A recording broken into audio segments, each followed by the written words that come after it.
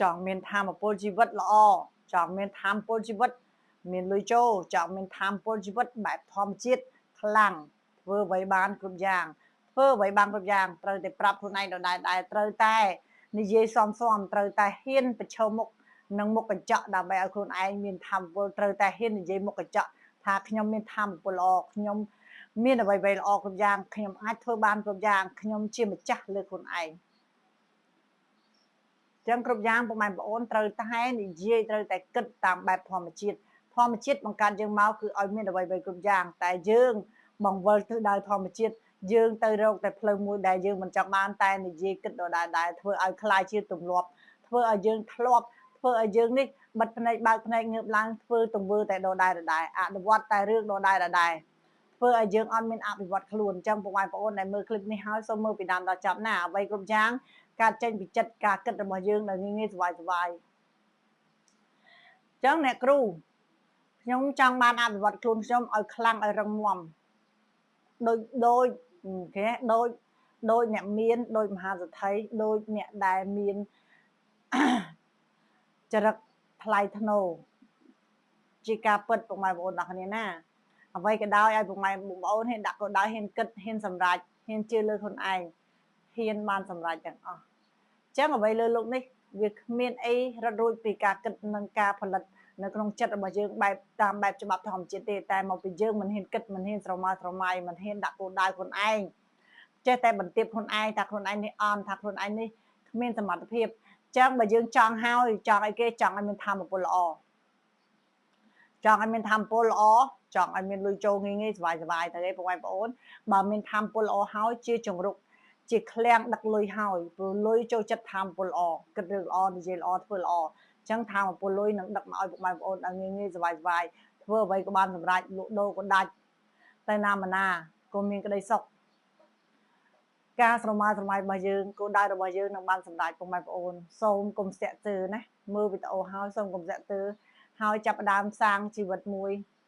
ដែលយើងមានធម៌ពលល្អធម៌ពលជាឃ្លាំងលុយដើម្បីធ្វើជាឃ្លាំងលុយឲ្យលឺរត់រយើងដែលងាយស្វាយអញ្ចឹងអ្វីដែលពិសេសពុកម៉ែបងប្អូនដែលចង់បាននៅពេលនេះគឺលុយរត់ចូលដោយងាយស្វាយលុយយើងគិតថាលុយបើយើងទៅរកលុយអាចពិបាកតែបើលុយរត់រយើងអាចស្រួលអញ្ចឹងយើងគ្រាន់តែនិយាយដដែលនឹងគិតឲ្យបិទនៅលើកន្លែងបន្ទប់គេងណាបងប្អូនណាជញ្ជាំងលើកន្លែងបន្ទប់គេងរបស់យើងដើម្បីយើងនិយាយយើងចង់បានលុយប្រមាណយើងបិទមកនៅជញ្ជាំងបងប្អូនណាសម័យនេះស្រួលទេទៅកូពីមកបិទជញ្ជាំងចង់បានលុយប្រមាណហើយនិយាយមើលណាពេលរៀបចូលគេងនិងពេលមុនចូលគេងនិយាយឲ្យប្រាប់ខ្លួនឯងឲ្យជឿថាខ្លួនឯងនេះគឺមានលុយប៉ុណ្ណេះខ្លួនឯងនេះប៉ុណ្ណេះលុយអញ្ចឹងប្រាប់តាមគោលដៅរបស់ពុកម៉ែបងប្អូនរួមលោកទាំងអស់គ្នាសូមឲ្យពុកម៉ែបងប្អូនទាំងអស់គ្នាសម្រេចបានគោលដៅគ្រប់គ្នាតែសូមកុំឲ្យពុកម៉ែបងប្អូនទាំងអស់គ្នានិយាយឲ្យមិនទុកចិត្តខ្លួនឯងនិយាយឲ្យមិនជឿជាក់ខ្លួនឯងអ្វីគ្រប់យ៉ាងគឺត្រូវតែជឿជាក់ត្រូវតែបញ្ចេញធម៌ពលរបស់យើងតាមបែបច្បាប់ធម្មជាតិព្រោះធម្មជាតិឲ្យយើងមានគ្រប់គ្នាទាំងអស់ធម្មជាតិជាឪពុកម្ដាយរបស់យើងធម្មជាតិជាឪពុកម្ដាយមួយដែលមានទ្រព្យសម្បត្តិមហាសាលបំផុតនៅលើโลกនេះអាចបង្ហាញផ្លូវយើងបានដោយសារការអីបើយើងមិនគិតមិននិយាយដដែលមិនឲ្យខួរក្បាលរបស់យើងទៅអញ្ចឹងគាត់អត់បានឮគាត់អត់បានដឹងថាពុកម៉ែបងប្អូនចង់បានអីទេពុកម៉ែបងប្អូនរាល់ថ្ងៃរអ៊ូតែរឿងអត់ចង់បានរអ៊ូរហូតដល់រឿងដែលយើងនេះคล้ายទៅជាទម្លាប់និយាយរឿងអវិជ្ជមាននិយាយរឿងមិនល្អអញ្ចឹងធម្មជាតិគាត់លើទៅពាក្យហ្នឹងគាត់ផ្ដល់ឲ្យពុកម៉ែបងប្អូនតែប៉ុណ្ណឹងណាខ្វះខាតលុយផ្ដល់ឲ្យពុកម៉ែបងប្អូនណាលក់ដូរមិនដាច់ស្ងាត់ឈឹងនេះហើយជាឃ្លាខ្លមួយដែលពុកម៉ែបងប្អូនទាំងអស់គ្នាត្រូវតែបដូរការគិតនិងបដូរការនិយាយវិញពុកម៉ែបងប្អូនណាព្រោះអ្វីគ្រប់យ៉ាងកើតចេញពីការគិតការនិយាយបែបធម្មជាតិបានគាត់អាចជាពុកដែររបស់យើងអាចឆ្លងឆ្លោយអាចដឹកនាំលុយឲ្យរត់មករកយើងដោយងាយស្វាយលុយរត់របៀបម៉េចអ្នកគ្រូគឺយើងគ្រាន់តែគិតល្អនិយាយល្អហើយយើងចង់បានលុយប្រមាណមួយខែ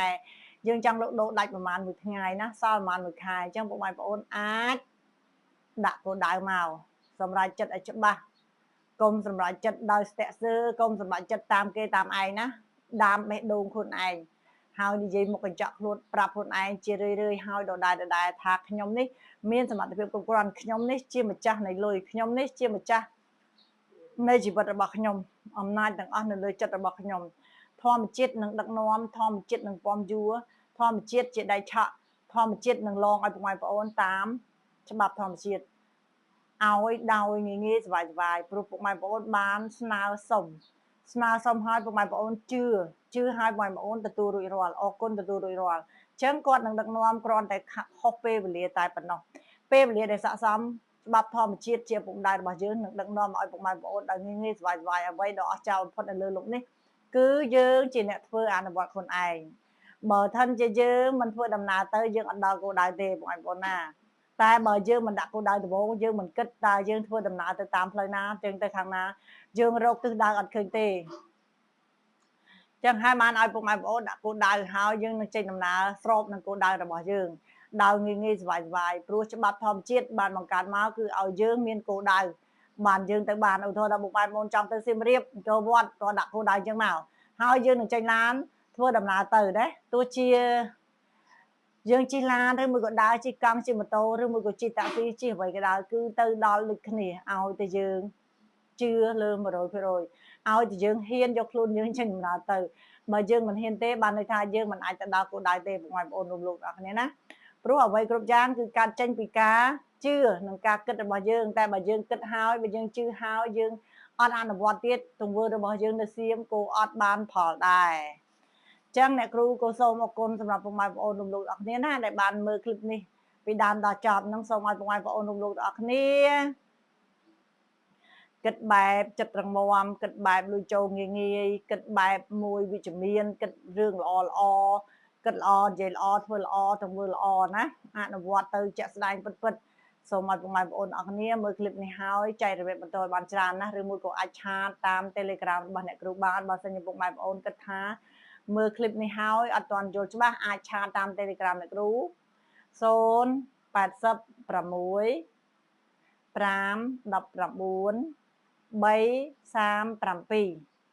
078 322 968ដើម្បីឲ្យពុកម៉ែបងប្អូនលោកទាំងអស់គ្នាឈានដល់ចំណុចគោលដៅរបស់ពុកម៉ែបងប្អូនរៀងៗខ្លួន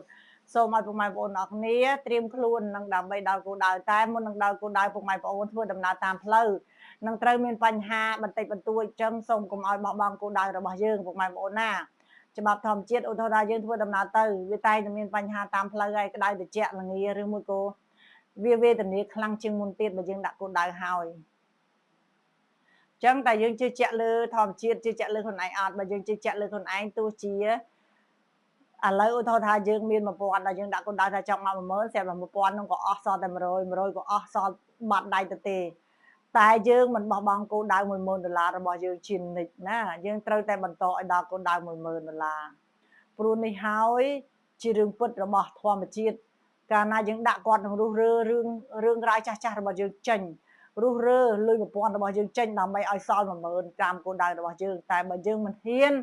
ជឿគ្រាន់តែអស់ហើយប៉ុណ្ណឹងជាពាក់គេតិចតួចពុកម៉ែបងប្អូនមិនហ៊ានសម្រេចទៅដល់គោលដៅ10000ទេបានន័យថាពុកម៉ែបងប្អូនបោះបង់ការប្រកួតបោះបង់គោលដៅចោលចឹងលទ្ធផលស្មើ0អត់មានបានអីទេចឹងបើហ៊ានដាក់គោលដៅយក$10000ហើយអូខេគោលដៅ$10000អូខេយើងត្រូវតែចាប់ដើមអ្វីចាប់ដើមផ្លូវចិត្តរឹងមាំចាប់ដើមការគិតល្អទង្វើល្អណាលក់ដូរដាច់ខ្ញុំមិនខ្វល់ពីអ្វីទោះជាខ្ញុំដាក់គោលដៅហើយខ្ញុំលំបាកជាងមុនក៏ដោយខ្ញុំត្រូវតែស៊ូដល់ទីបំផុតរហូតដល់ខ្ញុំបាន$10000សល់ពិតប្រាកដមែនចឹងអ្វីដ៏អស្ចារ្យសម្រាប់ពុកម៉ែបងប្អូនទាំងគ្នា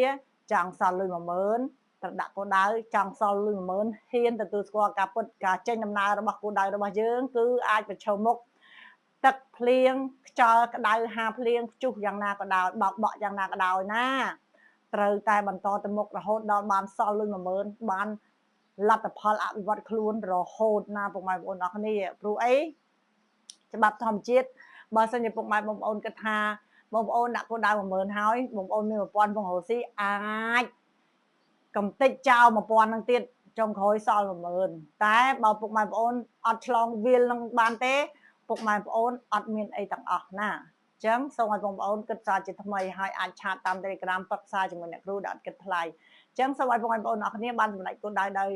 រៀងខ្លួនណាល្អទាំងអស់គ្មានអ្វីដែលឈ្នះពីការគិតនិងចិត្តរបស់យើងហើយទង្វើរបស់យើងធ្វើនោះទេសូមអរគុណសម្រាប់ពុកម៉ែបងប្អូនរួមលោកទាំងអស់គ្នាស្គាល់តែពាក្យថាមានបាននឹងសេចក្តីសុខភាពល្អគ្រប់ពេលវេលា គ្រប់នីតិទាំងអស់សូម